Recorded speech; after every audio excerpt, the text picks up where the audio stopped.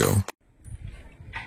নমস্কার, আমি Kaushik. Reported TV ত্রিপুরায় আরও একবার স্পেশাল টক শোর আরও একটি এপিসোড নিয়ে। অবশ্যই আমরা বরাবরের মতো আজকের এই এপিসোডে আরেকজন নতুন মুখ কিংবা নতুন ব্যক্তিত্ব, যার কাছ থেকে নানা বিষয় আজকে আমরা আপনাদের সামনে উপস্থাপিত করবার চেষ্টা করব। আপনারা উপরে যে ট্যাগ নেম দেওয়া রয়েছে সেই বিষয় ইতিমধ্যেই আপনারা দেখেছেন। যেটা নিয়ে আজকে আমরা আলোচনা করব সেটা হচ্ছে আমাদের ত্রিপুরা রাজ্যে বাঙালিদের কি ভবিষ্যৎ। এই বিষয়ে অবশ্যই যিনি অংশ নিয়েছেন আমাদের রিপোর্টেড টিভি ত্রিপুরার আজকের এই স্পেশাল টক শোতে, তিনি আপনাদের অনেকেরই পরিচিত। তিনি হচ্ছেন ননীগোপাল দেবনাথ। ইতিমধ্যেই রাজ্যে বাঙালিদের নিয়ে কথা বলছেন এবং বাঙালি গবেষক হিসাবে ইতিমধ্যেই রাজ্যে একটা সুপরিচিতি লাভ করেছেন। ননীগোপাল দেবনাথকে আজকের এই স্পেশাল টক শোতে স্বাগত জানাচ্ছি। নমস্কার, আমার ব্যক্তিগত পক্ষ থেকেও রিপোর্টেড টিভির সবাইকে এবং আপনাকে অসংখ্য ধন্যবাদ ও কৃতজ্ঞতা জানাচ্ছি। আজকে ননীদা, প্রথম যে বিষয়টা নিয়ে আপনার কাছ থেকে জানতে চাইব যে ত্রিপুরা রাজ্যে বাঙালিদের ভবিষ্যৎ কি, এটা হচ্ছে আমাদের আজকের আলোচনার বিষয়। কারণ ইতিমধ্যেই আপনি বাঙালিদের নিয়ে বিভিন্ন বিষয়কে, ইস্যুকে সামনে এনেছেন, কথা বলেছেন, যেটা নিয়ে ইতিমধ্যেই রাজ্যে বহুল আলোচনা হয়েছে। কি মনে করছেন আপনি, ত্রিপুরায় বাঙালিদের কি ভবিষ্যৎ হতে পারে? গত 1978 থেকে যখন বামফ্রন্ট ক্ষমতায় আসে, তার এক বছরের মাথায় যখন ত্রিপুরাতে এডিসি অর্থাৎ Tripura tribal area autonomous district council যখন গঠিত হয়, অর্থাৎ TTADC, তারপর থেকেই বলতে পারেন যে বাঙালিদের ভবিষ্যৎ বিপন্ন বা অন্ধকার। তারপর থেকে আজ পর্যন্ত, অর্থাৎ গত 43 বছরে যতগুলো আইন তৈরি হয়েছে, ম্যাক্সিমাম বাঙালির বিপক্ষে, এবং তা প্রতিদিন, প্রতি বছর বা প্রতি সরকারের যে নতুন নতুন টার্ম আসছে, সেই টার্মে আমাদের টোটাল বাঙালি জাতির ভবিষ্যৎ সত্যি খুবই বিপন্ন। যেখানে 70% বাঙালিরা রয়েছে, 70% বাঙালির ভবিষ্যৎ বিপন্ন করে, আর 30% যারা ট্রাইব কমিউনিটি রয়েছে তাদেরকে তোষামোদ করে ত্রিপুরাতে ক্ষমতা দখলের লড়াইয়ে ধীরে ধীরে ত্রিপুরার বাঙালিদের ভবিষ্যৎ বিপন্ন করে দিয়েছে। অলরেডি খুব খারাপ পজিশনে বর্তমান দিনে যদি আপনি ধরেন, আমি আপনাদেরকে তুলে ধরব, বর্তমান দিনে যদি ধরেন তাহলে অবস্থা অলরেডি খারাপই হয়ে রয়েছে। আমরা কেউ জানি না, বা জেনেও না জানার ভান ধরে আছি, বা সেই সম্পর্কে আমরা অবগত না। তো সব মিলিয়ে আমাদের ভবিষ্যৎ ভালো না। ইতিমধ্যে আমরা যেটা দেখতে পেয়েছি যে রাজ্যে জনজাতিরা বা ট্রাইবেলরা যারা রয়েছে তাদের জন্য ইন্টারলোকেটর একটা নিয়োগ করার কথা প্রতিশ্রুতি ছিল বা কথা চলছে। এটা ত্রিপুরা রাজ্যের একটা ট্রাইবেল রাজনৈতিক সংগঠনেরও সেই দাবি রয়েছে। কি বলবেন, তাতে বাঙালিদের উপর কতটা প্রভাব পড়তে পারে, বা আদৌ কতটা বাঙালিদের লাভ কিংবা কোনো ধরনের লোকসান হতে পারে কিনা এই ধরনের সিদ্ধান্ত বা এই ধরনের প্রসেসের মাধ্যমে? দেখুন, ইন্টারলোকেটর যে বিষয়টা রয়েছে, উনি যে এসছেন, অ্যাকচুয়ালি ওনার মূলত দায়িত্ব রইল যে আছে, সেটা হলো যে আমাদের নর্থ ইস্টে ট্রাইবেলরা কী কী সমস্যার সম্মুখীন হচ্ছেন, তাদের সমস্যার সমাধান কি করে করা যায়।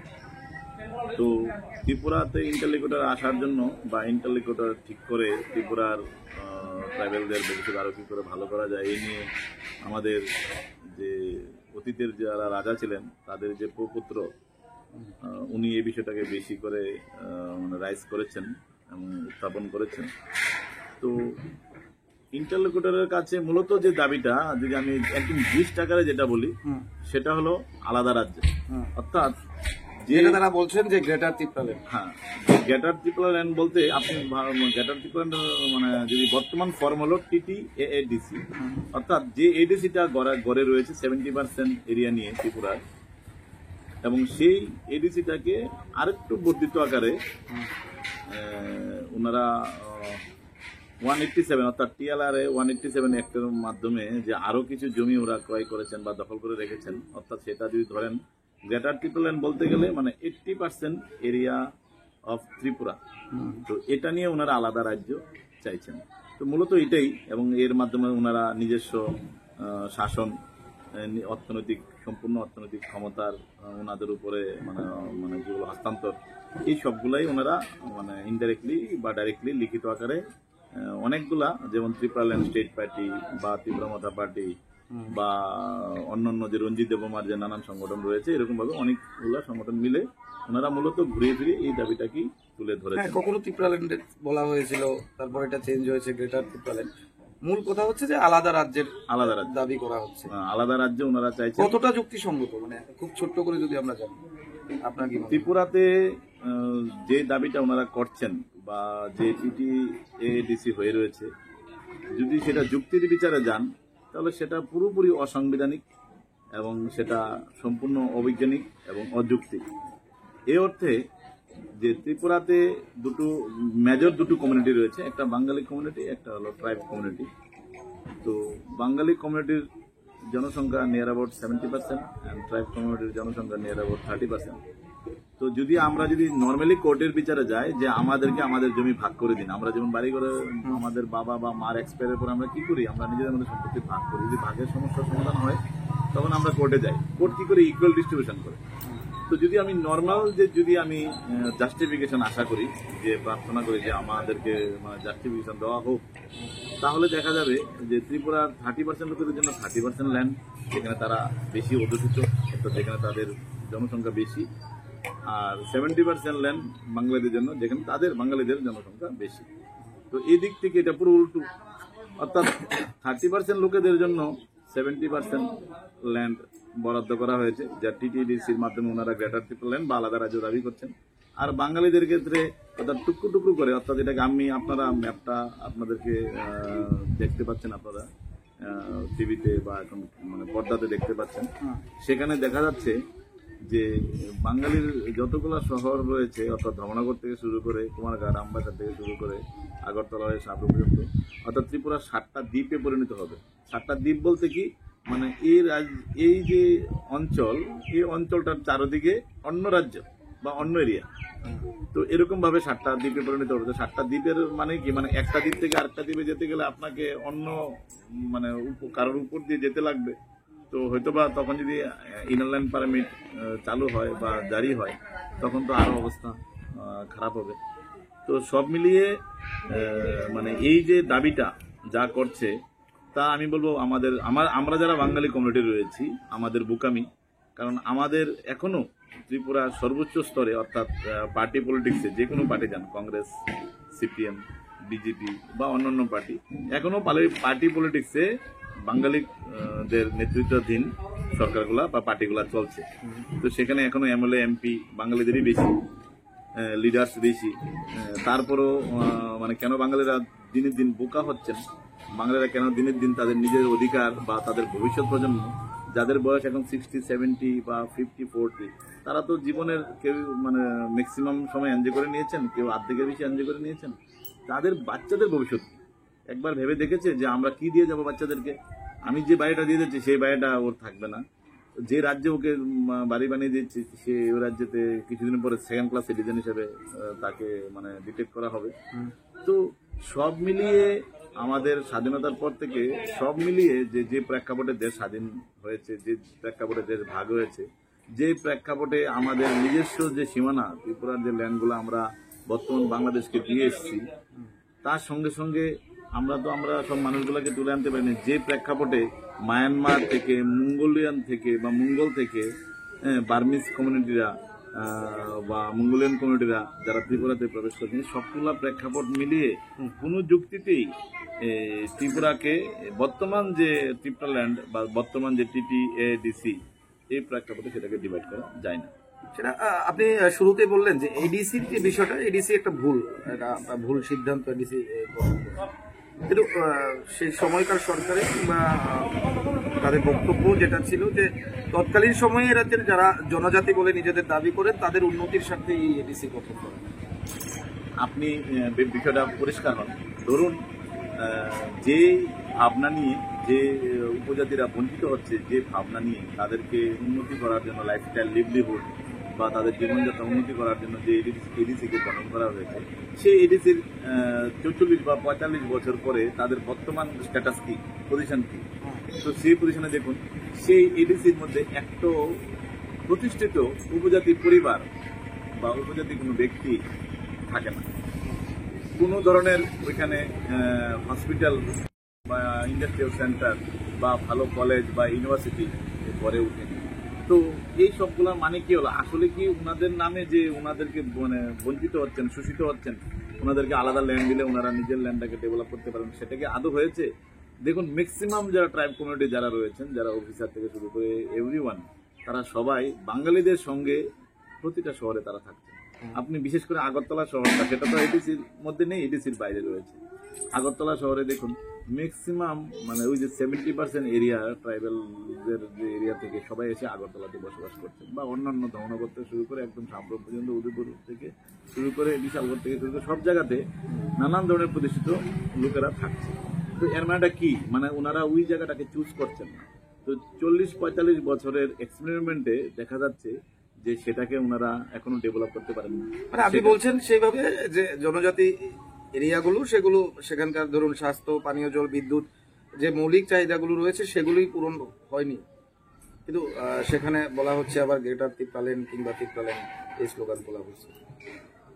তো এই যে ডেভেলপমেন্ট হয়নি, তো এই ডেভেলপমেন্ট হওয়ার পরও কেন ওনারা দাবি করছেন, এর পিছনে মূলত কারণ হলো কিছু রাজনৈতিক নেতা বা কিছু বেস্টি বা কিছু পুঁজিবাদী লোক যারা এডিসির নাম করে লুটে পুটে খাচ্ছে, সেটা হলো ওনাদের মেইন টার্গেট, যে এটাকে কি করে আমরা মানে লুটে পুটে খাওয়ার জন্য একটা হাতিয়ার হিসাবে এটাকে ইউজ করতে পারি।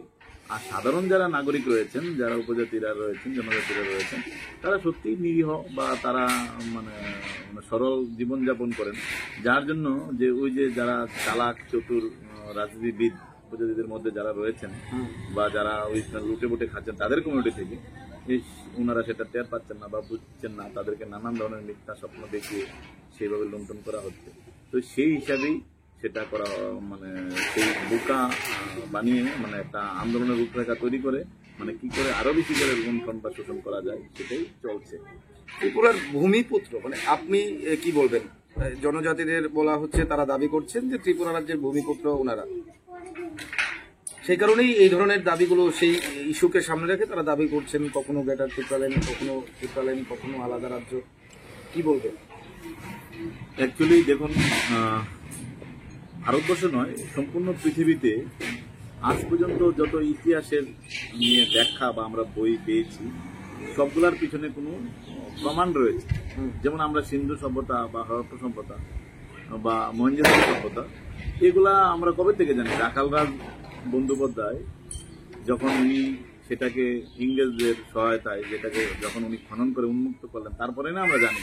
পিলাক আজ থেকে যদি আপনি 50 বছর আগে যান, পিলাক কি তখন মানে মাথাচাড়া দিয়েছিল নাকি পিলাক তারপরে খনন করার পরে সেটা বেরিয়ে এসছে বলে আমরা পিলাক সম্বন্ধে জানি?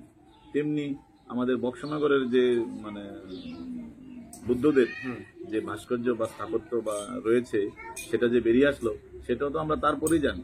তো অর্থাৎ কোনো ডকুমেন্টেশন বা কোনো সাক্ষ্য প্রমাণ, শিলালিপি, মুদ্রা এসবের মাধ্যমে ইতিহাসটা প্রমাণিত হয়েছে।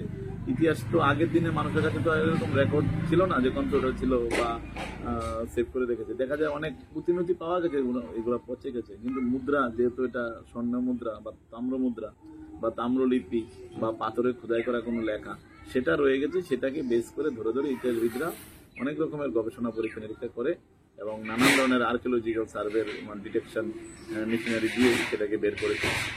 তো তেমনি ত্রিপুরার ইতিহাস নিয়ে একটা বিশাল বড় মিথ্যা গুজব এবং একটা বিশাল ষড়যন্ত্র, বাঙালি বিদ্বেষী একটা ষড়যন্ত্র চলছে ত্রিপুরাতে। এটা কনফার্ম মানে ডেফিনেটলি না, শুধু তার 100% থেকে বেশি করে বলা যায় ত্রিপুরাতে 500 থেকে 550 বছরের পূর্বের কোনো ইতিহাস নেই। বর্তমান যে ট্রাইব কমিউনিটি যারা রয়েছে বা তাদের যে রাজারা রয়েছে তার উপরে কোনো ইতিহাস নেই। কারণ আমি কিছুদিন আগে বলেছিলাম যে আমি অতি শীঘ্রই আমি ত্রিপুরার যে বর্তমান যারা ট্রাইব কমিউনিটির রাজারা রয়েছে, রত্নমাণিক্য থেকে শুরু করে অন্যান্য রয়েছে, তাদের পূর্বে এই অঞ্চলে কে রাজা ছিল বা বাঙালি হিন্দু রাজা কে ছিলেন, আপনি তার নাম দাম অতি শীঘ্রই প্রকাশ করতে মানে আপনি আপনি আপনি দাবি করছেন যে যারা যারা রাজা ছিলেন আমাদের ট্রাইবাল কমিউনিটি থেকে, তার আগেও কি ত্রিপুরা রাজ্যে বাঙালি রাজার শাসনকাল ছিল কিংবা সেরকম? আপনি তো চর্চা করছেন এই বিষয়টা, পড়াশোনা করছেন, এই ধরনের বিষয় কি আপনার সামনে উঠে আসছে? হ্যাঁ, ডেফিনেটলি একদম উঠে আসছে। কারণ দেখুন, ভারতবর্ষের মধ্যে একটা বড় অঞ্চল বা বড় একটা প্রদেশ, বড় একটা অঙ্গভূমি, সেটা হলো বঙ্গভূমি, বঙ্গপ্রদেশ বা বঙ্গদেশ। তো এই যে বঙ্গদেশের অনেকগুলো অংশ, তার মধ্যে একটা বিশাল অংশ শ্রীহট্ট, কুমিল্লা, চট্টগ্রাম, পার্বত্য ত্রিপুরা, সমতল ত্রিপুরা, জেলা ত্রিপুরা যেটাকে আমরা বলতাম। তো এই সবকিছু মিলে একটা বিশাল বড় ইতিহাস রয়েছে। বাংলা ত্রিপুরাতে আজ পর্যন্ত এমন সিঙ্গেল আমি চ্যালেঞ্জ করে বলছি, যারা ত্রিপুরাতে সোকল যারা ট্রাইব কমিউনিটির পক্ষ হয়ে ইতিহাস লিখছেন বা বলছেন, আমি তাদেরকে চ্যালেঞ্জ করে বলছি, একটা মুদ্রা দেখান, একটা তাম্রলিপি বা তাম্র শাসন দেখান, একটা শিলালিপি দেখান, একটা পুঁথিনথি দেখান। আমার কাছে এরকম অনেক ভান্ডার, মানে সহস্র ভান্ডার রয়েছে, যেখানে আমি দেখাতে পারবো যে সবগুলো বাংলাতে। অর্থাৎ যেখানে আদিকাল থেকে বাংলাই চলে এসছে, বাংলা ভাষা, বাংলা লিপি, তো সে অঞ্চলে আর কিছু প্রমাণের দরকার আছে? তারপরেও আমি প্রমাণ দেখাতে প্রস্তুত রয়েছি। কারণ ট্রাইবেলদের মধ্যে যে প্রথম মুদ্রা পাওয়া যায় সেটা হলো 1463-1464 মধ্যে যে মুদ্রা, রত্নমাণিকের মুদ্রা পাওয়া যায়। তো এটা আজ থেকে কত বছর আগে?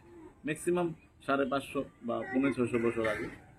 আর তারপরে ত্রিপুরা যে নামটা, ত্রিপুরা যে নামের কোনো মুদ্রা, সেটা পাওয়া যায় 1490 খ্রিস্টাব্দে, অর্থাৎ আজ থেকে 500 বছর আগে।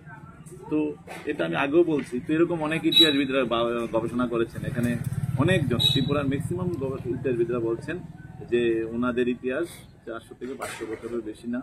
এটা একদম মানে বড় করে, হলফ করে এবং গ্যারান্টি দিয়ে বলা যায়। এবং তার আগেও এখানে অন্যান্য রাজা বা সাম্রাজ্য বা রাজত্ব ছিল, সেগুলো ইতিহাসে রেকর্ডেড নেই। অর্থাৎ ইতিহাসে কি রেকর্ড করেনি বা হারিয়ে গেছে বা ভূমিকম্পেতে মাটির তলে চাপা পড়েছে। সেটাই আমার প্রশ্ন, এতদিন এই তথ্যগুলো কেন সামনে আসলো না, যেটা আপনি দাবি করছেন যে বাঙালি রাজাদের শাসন ছিল? সেই এই বিষয়গুলো কেন এতদিন মানুষের সামনে উঠে আসলো, কি মনে হয়? উঠে এসছে, আপনার এর আগে অনেকেই লিখেছেন, কিন্তু সোশ্যাল মিডিয়ার অভাবেই হোক বা ব্রডকাস্টিং বা মিডিয়ার কারণেই হোক বা রাজনৈতিক চাপের কারণেই হোক, সেটাকে কেউ প্রচার করেননি। তো আমি রাজমালার বই থেকে খুলে দেখে দেবো। রাজমালার বইতে লেখা রয়েছে যে এই ত্রিপুরেশ্বর, অর্থাৎ ত্রিপুরার যারা অধিপতি, ত্রিপুরা রাজা, তার আগে কি কোন রাজা ছিলেন, রাজমালাতে সেই বাঙালি হিন্দু রাজার নাম উল্লেখ রয়েছে। তো তেমনি অন্যান্য রাজারা, যেমন আমাদের যিনি মানে বাঙালির ইতিহাসের নিহারঞ্জন সেন, যিনি নিহারঞ্জন রায়, ওনারা যারা, বা দীনেশচন্দ্র সেন, ওনারা যারা বই লিখেছেন বৃহৎবঙ্গ বা বাঙালির ইতিহাস নিয়ে, রাখাল রাজ দত্ত, বন্দ্যোপাধ্যায় বা রমেশচন্দ্র মজুমদার, যারা বিখ্যাত ইতিহাসবিদ, শুধু ভারতবর্ষ নয় পৃথিবীর জন্য যারা রিনাউন্ড ফেমাস, তো তাদের ইতিহাসে সেই সব বাঙালি রাজাদের নাম রয়েছে। আমরা সেগুলোকে পাঠ্যপুস্তক আনিনি, বাচ্চাদেরকে থেকে শুরু করে কাউকে আমরা জানাইনি, পেপার টিভিতে আমরা সেগুলোকে প্রচার করা হয়নি। কিন্তু যেহেতু বাঙালি জাতির অস্তিত্বের সংকট, যেহেতু ভবিষ্যতে বাঙালিদের আগামী 5 থেকে 10 বছরের মধ্যে ত্রিপুরার বাঙালিদের অবস্থা আরো বেশি বিপন্ন হবে, এখন Agartala is the target point. মানে any time Agartala will be captured. আপনি দেখবেন মানে রাজনৈতিক ফায়দা নেওয়ার জন্য বা ভোট ব্যাংকের জন্য আগরতলার 4-5টা সিট আমাদের হাতছাড়া হবে, বা তো বাঙালিদের হাতছাড়া হবে। তো এবং আরো অনেক রকমের ষড়যন্ত্র চলছে। কারণ এটার পিছনে মেইন কারণ হলো বাঙালি নেতৃত্ব থাকার পরেও বাঙালি তার জাতি নিয়ে সজাগ নেই, বাঙালি তার ভবিষ্যৎ প্রজন্মের জন্য সে দূরদৃষ্টি নেই। তারা ভাবছে আবার কোথাও অন্যত্র শিফট হয়ে যাবে। তো এই কারণে সেই ইতিহাসগুলোকে মানে মানে তুলে ধরা হয়নি রাজনৈতিক ফায়দা লোটার জন্য। আপনি কমিউনিস্ট শাসন থাকতে তো অনেকেই গবেষণা করেছেন, বিশেষ করে জহরাজজি থেকে, পান্নালাল রায় থেকে শুরু করে, হরেকৃষ্ণ আচার্য থেকে শুরু করে, দীপক ভট্টাচার্য থেকে শুরু করে অনেকেই ভালো গবেষণা করেছেন, কিন্তু ওনাদের কোনো ইতিহাসকে অফিসিয়ালি সামনে তোলা হয়নি। কিন্তু যতটুকু ট্রাইবাল ওয়েলফেয়ারের মাধ্যমে যে গবেষণা চালানো হয়েছে, সেই গবেষণা ইজ এনাফ।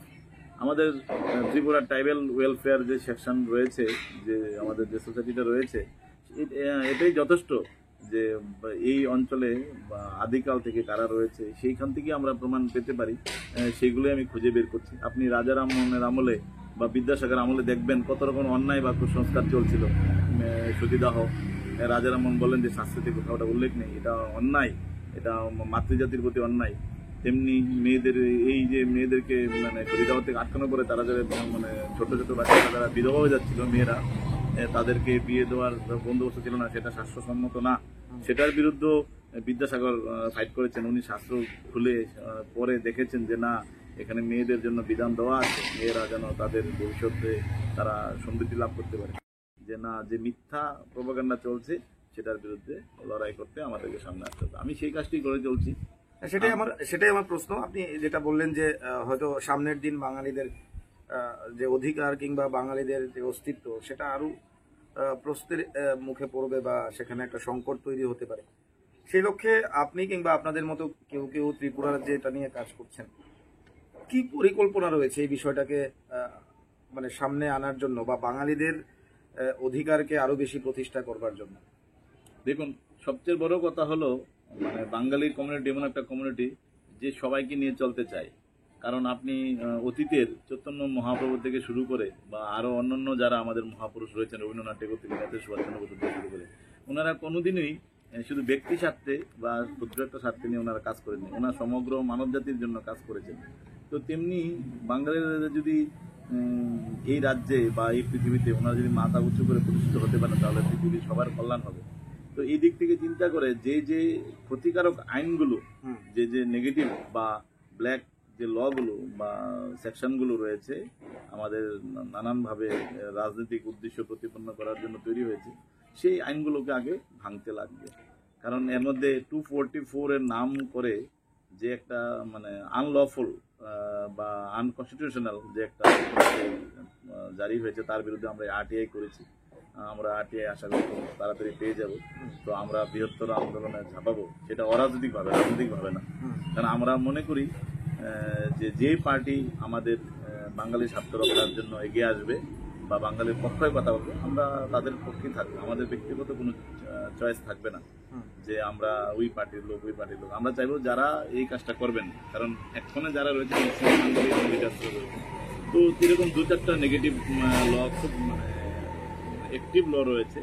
যেমন একটা ল বলছি, যেমন আমরা ট্যাক্স দিচ্ছি, বাঙালিরা ট্যাক্স দিচ্ছে, কিন্তু দেখা যাচ্ছে যে ট্রাইবালদের মধ্যে বড় বড় অফিসার বা বড় বড় প্রতিষ্ঠিত প্রচুর পয়সার মালিক, বিশাল ধন সম্পত্তির মালিক, ওনারা ট্যাক্স দিচ্ছেন না।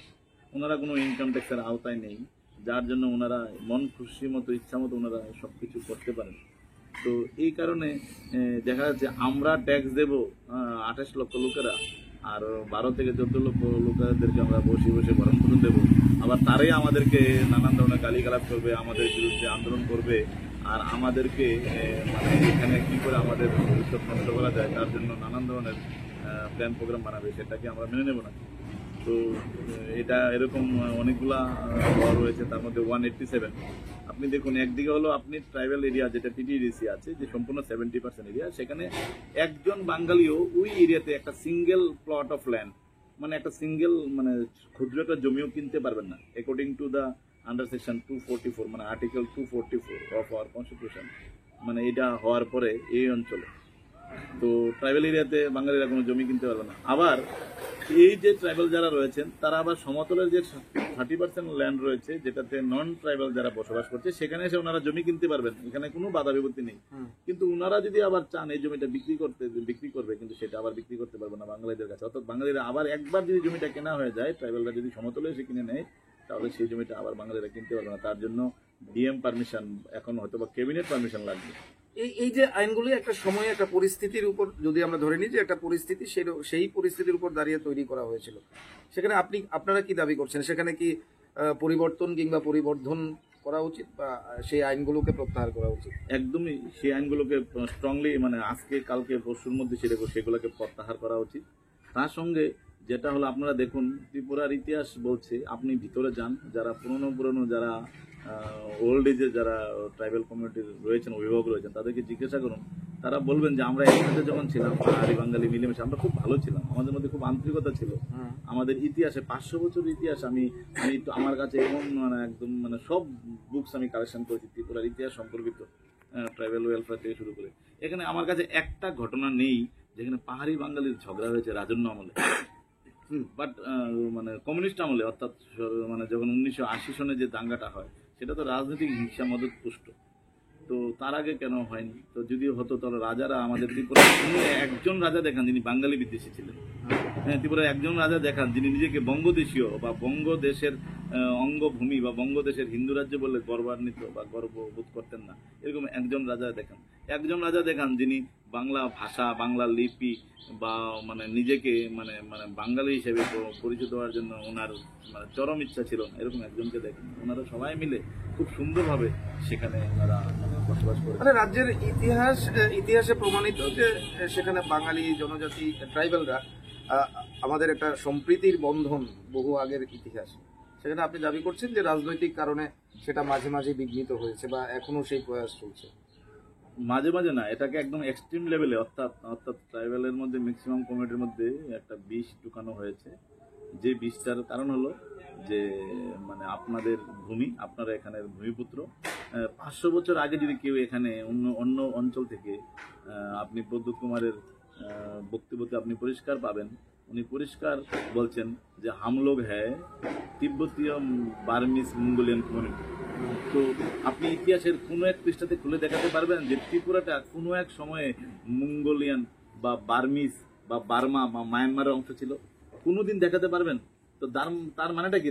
They R migrate from this area. তো মানে তারা ওই অঞ্চল থেকে তারা এখানে মাইগ্রেট হয়ে এসছে।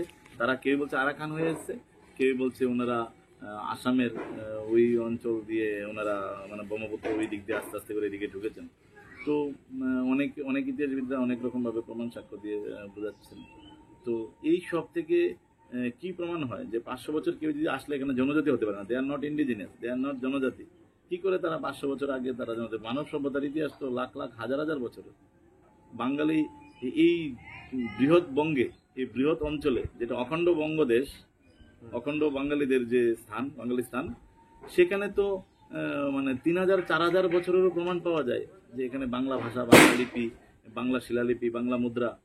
সেখানে এই ত্রিপুরা রাজ্যে হরিকেল রাজার অর্থাৎ মহারাজ হরিকেল ভট্টদেবের মুদ্রা পাওয়া যাচ্ছে। এখানে অনেক পাণ্ডুলিপি বা পুঁথি নথি পাওয়া যাচ্ছে যেটা বাংলা ভাষাতে, বাংলা লিপিতে, সংস্কৃত ভাষাতে।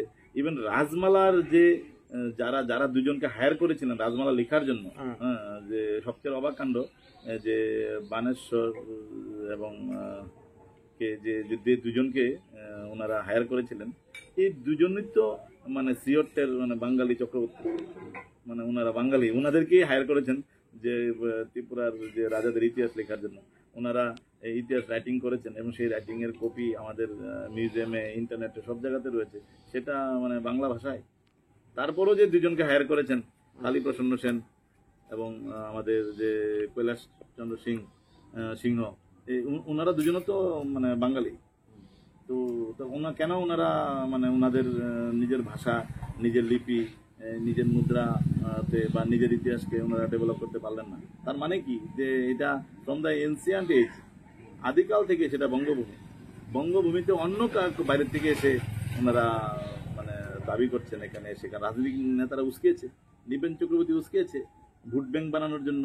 এখানে 20টা সিটকে যেন সহসায় ভিতরের যে এডিসির 20টা সিট যেন আরামসে পেতে পারে, সেই ভাবনাতে ওনারা সেটা উস্কিয়ে এই পরিস্থিতি খারাপ করেছে। ওনারা কত বছর শাসন করেছেন? 30-35 বছর। এখন তো শূন্য, ভবিষ্যৎ আরো শূন্য হবে। কারণ বাঙালিদের অভিশাপ কোথায় যাবে?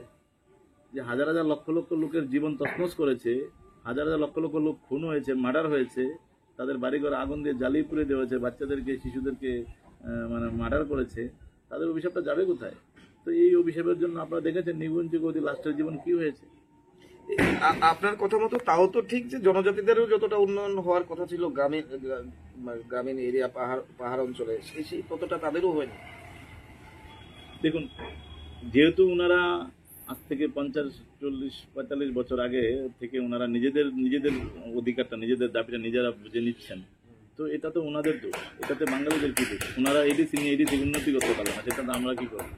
কিন্তু দেখুন, যে এডিসি থেকে বাঙালিদেরকে তাড়িয়ে এখানে মানে ওনারা মানে বাড়িঘর ছেড়ে এখানে এসছে, যাদের বাড়িঘরগুলোকে বেদখল করা হয়েছে, মেরে কেটে উগ্রপন্থার নাম দিয়ে, এই বিজয় আঙ্কল থেকে শুরু করে রঞ্জিত দেওয়া থেকে শুরু করে যে সকল টেরোরিস্ট, যদি কোনোদিন আমাদের মানে আমরা মানে বাঙালির পক্ষ থেকে যদি কোনোদিন আমাদের সরকার গঠন হয়, আমাদের প্রথম দাবি থাকবে যে ওপেনলি একদম আগরতলা শহরের মধ্যে, যেটা বীর বিক্রম করেছিলেন যখন রিয়াংরা যখন বিদ্রোহ করেছিলেন, সেই রিয়াংদের মধ্যে থেকে 200 জন রিয়াংকে রাস্তায় ওদের মুন্ডু কে বাঁশ দিয়ে ঝুলিয়ে রাখা হয়েছিল, যেন আর দ্বিতীয়বার যেন কেউ বিদ্রোহ না করে। তো আমরা এরকমভাবে আমরা বিজয়রাঙ্গল থেকে শুরু করে যেসব বিশ্বমন জামাতে থেকে শুরু করে রঞ্জিত জামাত থেকে শুরু করে আমরা তাদের সবার ওপেন শাস্তি, ওপেন ফাঁসি চাইবো। আমরা এখনই সেই দাবি করি যে ওনাদেরকে ওপেনলি ফাঁসি, কারণ ওনারা লক্ষ লক্ষ ওনাদের হাত লক্ষ লক্ষ বাঙালির রক্তে রাঙানো, ওনারা লক্ষ লক্ষ মানুষকে মার্ডার করেছেন। তো তার 1980 সনের হিসাব হয়নি, 1980 পর থেকে 2002 পর্যন্ত যে উগ্রপন্থার যে হত্যালীলা, যে নগ্ন নীলা চলেছিল, তার একটারও বিচার হয়নি, বরঞ্চ যারা মানুষকে মার্ডার করেছে, মেরেছে, তাদেরকে এনে চাকরি দেওয়া হয়েছে। তো তার বিচার হয়নি, কারণ সবগুলো ভোট ব্যাংকের, সব তুষণবাদী রাজনীতি করেছে। আমরা we are enough, 70% is here. আমরা এখন 70% আছি। আমাদের নিজস্ব সরকার থেকে শুরু করে সবকিছু আমরা গ্রহণ করতে, আমাদের 1000 বছর ধরে আমাদের বাঙালিদের ভবিষ্যৎ বিন্দু মাত্র কেউ তার মধ্যে কেউই মানে উঙ্গলি খেলাতে পারবে না বা কাউকে কোনো ক্ষতি করতে পারবে না, এরকম কিছু আমরা করতে পারি। এখানে আমাদের যথেষ্ট সাফিসিয়েন্সি রয়েছে, আমাদের সামর্থ্য রয়েছে। তো এখন যারা শিক্ষিত বেকার, তারা বুঝতে পারছেন, তারা ভাবতে চাকরি পাবে, তারা চাকরি কি পাবে? সব রিজার্ভেশনের নামে সব চাকরি তাদের খেয়ে নিচ্ছে। বাঙালিদের জমি নেই, সব জমি এডিসির মাধ্যমে নিয়ে নিচ্ছে, তারপরে টিএলআর অ্যাক্টের মাধ্যমে আবার জমি নিয়ে নিচ্ছে। যে রাজার জমি ছিল এই কুমিল্লা থেকে শুরু করে, যে এইচডি বর্মনের বাড়ি ছিল, এগুলোর মানে কি, মানে রাজার আর অধীনে ছিল, রাজার এরিয়া। তো ওই অঞ্চলে যারা এখানে এসে তাদেরকে বলছে 1971 ডকুমেন্ট দেখাও। আরে রাজা তার নিজের সীমানা ধরে রাখতে পারেনি, রাজা তার নিজের মানে রাজ্যকে মানে পালন করতে পারেননি, রাজ্যের প্রজাদেরকে পালন করতে পারেনি। এখন রাজার ছেলে এসে বলছে ওরা বাংলাদেশি। আরে নিজেকে বলো আগে আমরা মায়ানমার থেকে এসেছি, আমরা মায়ানমার থেকে এসে এখানে লোকদেরকে আমরা বাঙালি বলতে পারি না। কত আশ্চর্য ব্যাপার! বাঙালির মধ্যে সে জিদ প্রতিবাদ নেই বলে এই অন্যায়টা চলছে। সে অন্যায়টাকে দূর করতে লাগবে, তার জন্য আমাদের মতন বাঙালিদের নামতে লাগবে, এগিয়ে আসতে লাগবে। আপনি হাজারো সাংবাদিক রয়েছে বাঙালি, হাজারো উকিল রয়েছে বাঙালি, হাজারো মানে police officer, police constable, TSR থেকে শুরু করে ত্রিপুরার যে সবচেয়ে যে গর্বের বিষয় আমাদের টিএসআর, ত্রিপুরা স্টেট ট্রাইবেল, এই স্টেট ট্রাইবেলের জন্য আজকে বাঙালিদেরকে ত্রিপুরা থেকে মানে তাড়িয়ে মানে ওদেরকে অবশ্যই উগ্রপন্থী দমনে সেখানে টিএসআর এর ভূমিকা প্রশংসনীয় বা ভূমিকা ছিল সেই সময়টা, বা এখনো রয়েছে। আজীবন আমরা যারা বাঙালি কমিউনিটির যারা রয়েছি, তারা আমরা টিএসআর এর কাছে আমরা আজীবন মাথা নত করে রাখবো, কারণ ওনাদের সাহসিকতা, ওনাদের বীরত্বের কারণে ত্রিপুরাতে বাঙালিরা বসবাস করছে। তো সেই টিএসআর এর মধ্যে হাজার হাজার আমাদের মানে ক্যাডার বা কনস্টেবল রয়েছে বাঙালি। তো আজকে আমাদের মানে যে এমএলএ রয়েছে আমাদের থেকে শুরু করে সবাই, মানে অন্যান্য অফিসার পদেও রয়েছে, সেগুলো সব বাঙালি। তো এরকমভাবে প্রতিদিন তাদের অধিকার ক্ষুণ্ণ করা হচ্ছে। আপনি দেখুন অফিসার পদে বসিয়ে দিচ্ছে ট্রাইবাল কমিউনিটিদেরকে, যারা নিরপেক্ষ নয়, যারা সবাইকে নিয়ে একসঙ্গে বসবাস করতে চায় না, তারা গ্রেটার ত্রিপুরার দাবিদার করে, এরকম লোককে বসিয়ে রেখেছে। তার পাশাপাশি মানে ব্যাকলগ রোস্টারের নামে বাঙালিদের অধিকার, বাঙালিদের চাকরি, বাঙালিদের সুবিধা নিয়ে নিচ্ছে। রিজার্ভেশনের নামে মানে এডিসি তৈরি হয়েছে, তো এডিসিতে রিজার্ভেশন মানে can be apply. So why reservation apply in our plain land and Bengali area? আমাদের রিজার্ভেশনটাকে আবার কেন বাঙালি এরিয়াতে? আমাদের মধ্যে যারা রিজার্ভেশন পাবে, যাদের মধ্যে এসসি ওবিসি রয়েছে, তারা পাবে। এখানে এসটির আবার কেন আবার আসলো? ST only applicable in the ADC area.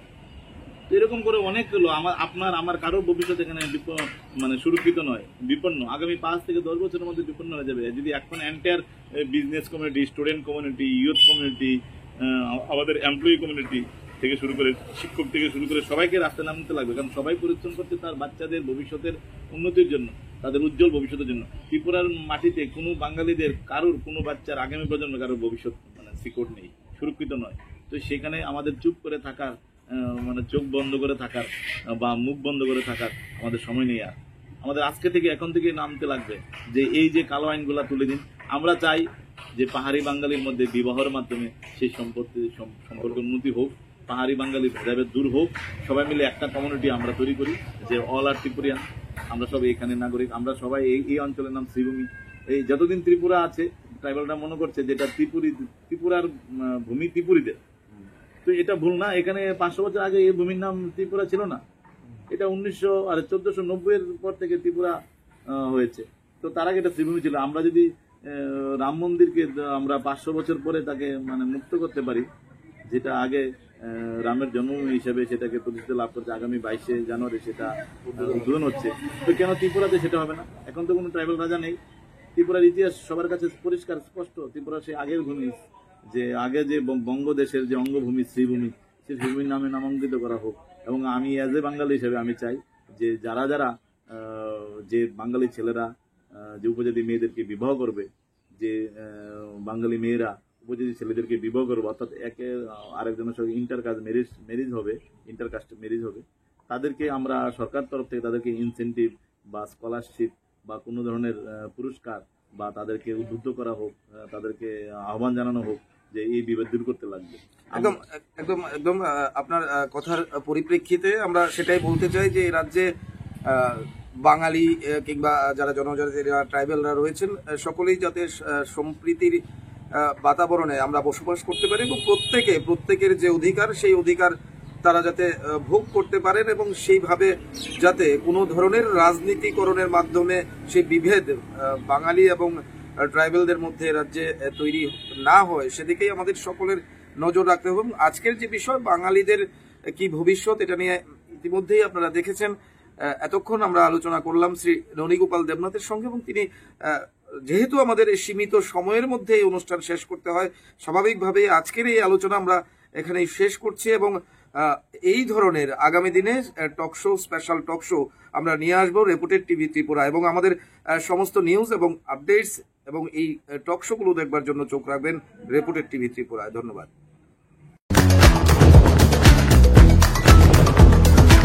The Knock Talk Show.